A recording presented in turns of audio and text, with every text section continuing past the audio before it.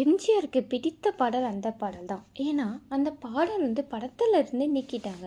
எதுக்குன்னு கேட்டிங்கன்னா, அந்த காலத்துல படத்துல நடிக்கும்போது, தெலுங்கு நடிகர் என்டிஆர் இயக்கத்தில் 1964ஆம் ஆண்டு வெளியான படம் தாங்க ராமுடு பீமுடு.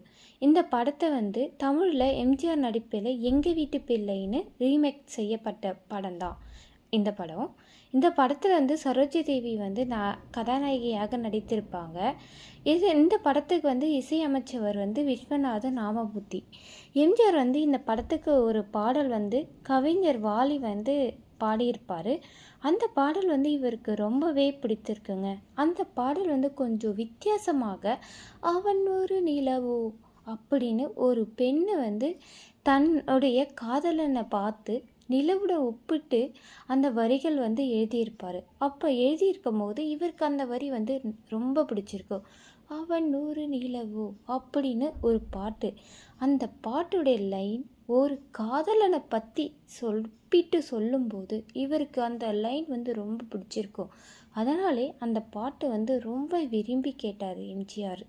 அந்த பாட்டு எதுக்கு படத்துலேருந்து நீக்கிட்டாங்கன்னா, கவிஞர் வாலி எம்ஜிஆர் அந்த படத்துலேருந்து நடிக்கும்போது அந்த பாடலில் நடுவில் தான் பாடுவார். அப்படி பாடும்போது அந்த பாட்டுக்கு சூட்டபுளாக இருக்காது. அதனால் கதாநாயகனும் கதாநாயகியும் இணைந்து பாடும்போது டூயட் பாடல் பாடும்போது நடுவில் கதாநாயகன் வந்தால் அந்த பாட்டுக்கு ஏற்ற மாரி இருக்காது. அதனால் அந்த பாடலை நீக்கிட்டு வேறு ஒரு பாடல் சரோஜா தேவி எம்ஜிஆரும் நடிச்சிருப்பாங்க. குமரி பெண்ணின் உள்ளத்திலே குடியிருக்க நான் வர வேண்டும். அந்த பாடல் இந்த பாட்டுக்கு படிதான் போட்டிருப்பாங்க.